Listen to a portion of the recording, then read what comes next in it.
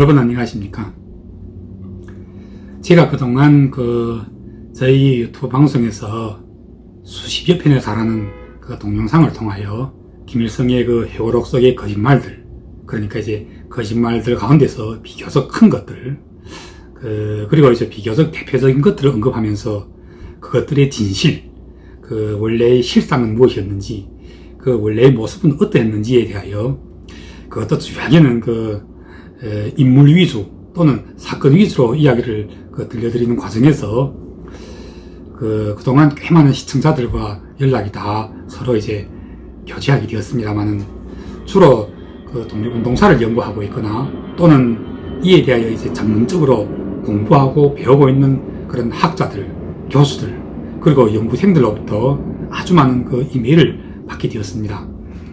그런데 이제 여러분들도 이제 시청하셨다시피 그동안 제가 들려주었던 이야기들을 대다수의 시청자들은 보통 흥미 위주로 시청하는 데 그치지만 대학에서 주로 이 방면의 역사를 갖추고 있거나 또는 전문적으로 이 방면의 역사를 공부하고 또 이 방면의 역사 연구를 통하여 학위도 따야 하는 연구생들은 저한테 이제 인물 위주, 사건 위주를 넘어 거짓들의 원래 실상과 함께 실상들에 대하여 설명하는 과정에서 그와 같은 사건이 발생하게 되고 또 진행되었던 원인이라든가 또는 역사적인 배경과 나아가 시대적인 성질에 이르기까지 다시 말하자면 비교적 학문적으로 좀 더 깊이 있게 이야기해 줄 것을 이제 바라더군요.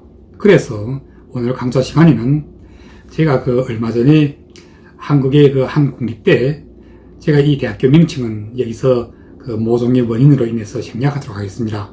이 대학의 대학원생들에게 했던 특강 내용을 가지고 여러 회에 나눠서 이제 말씀드리려고 합니다.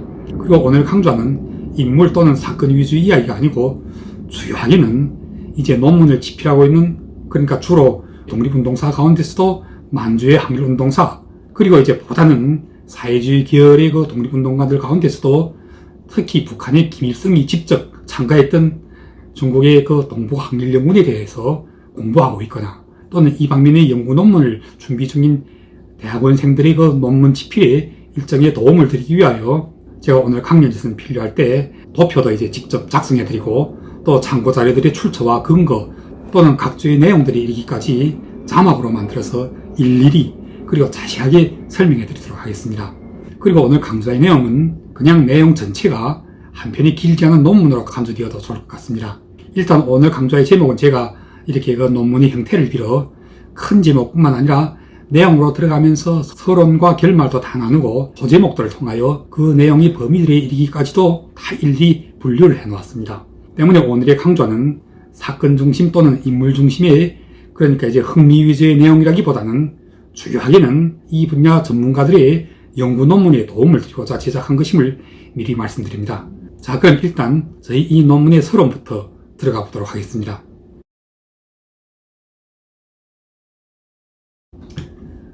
만주의 항일투쟁사 관련 역사학계에서는 보통 항일연군 국제교도여단, 이 항일연군 국제교도여단으로 통칭되어 불리고 있는 1940년대 소련 극동전선군 제88 독립보병여단은 한국에서는 일반적으로 보통 어떻게 알려져 있느냐면 북한이라는 이 나라를 건국한 김일성을 비롯한 소위 빨치산 혁명 일시대의 모태로 알려져 있습니다.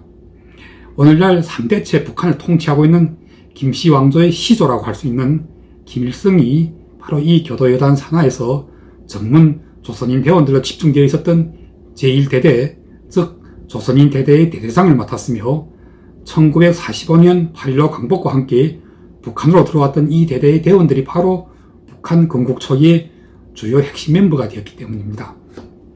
또한 이 88 국제교도여단을 두고 이들은 1930년대 만주에서 활동하다 일본군의 토벌에 쫓겨 소련으로 망명한 동북항일연군의 잔존 세력으로 일괄하게 알려져 있기도 합니다. 하지만 이는 결코 사실의 전부가 아닙니다. 1931년 9.18 만주 사변을 시작으로 하여 만주 북부 소만 국경, 즉 소련과 만주국 사이 국경을 말합니다. 소만 국경은 때도 시도 없이 이 국경을 넘나들고 있었던 월경자들로 하루도 조용할 날이 없었습니다.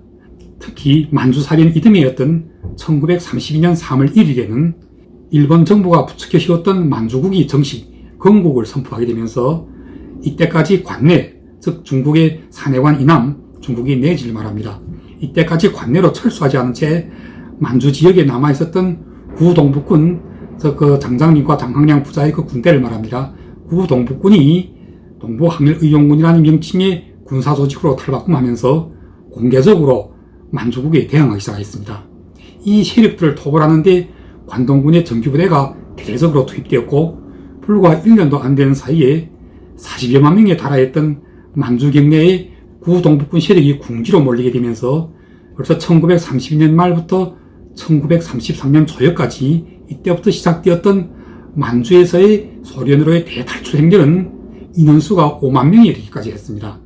이들 속에는 이 군인들의 가족들까지 수천 명이 함께 포함되어 있었습니다.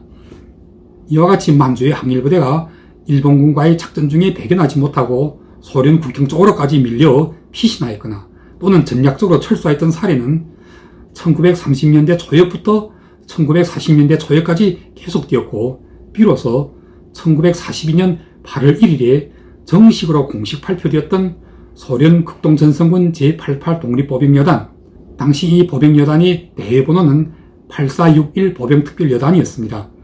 바로 이 특별여단의 결성으로 말미암아 당시 만주 경내의 패잔병들의 소련 국경으로의 철수는 공식적으로 마감되었습니다.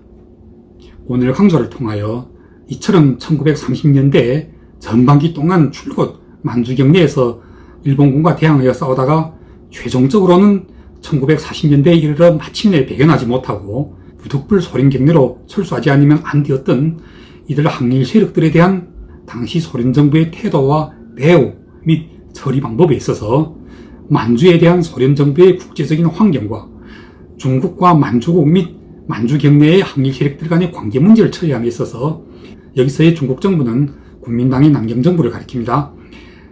중국 정부와 만주국 및 만주 경내의 항일 세력들 간의 관계 문제를 처리함에 있어서 비롯되었던 전략적인 양면성에 대하여 규명해 보려고 합니다. 또 나아가 만주의 반일운동이 구민족주의로부터 신민주주의로 전환하는 과정에서 소련 공산당이 자신들이 주도하고 있었던 코민테른을 이용하여 만주의 전체 반일 세력들에게 끼쳤던 영향과 의의에 대해서 함께 검토해 보려고 합니다. 저희 이와 같은 노력이 최종적으로는 1940년대 초엽 만주 최고의 반일무장 세력이라고 볼 수 있었던 김일성 등 항일연문 행정자들의 소련 철수와 관련한 연구에 일정 정도의 디딤돌이 되는 계기가 되기를 바람하지 않습니다. 오늘 강좌는 여기까지 하겠습니다.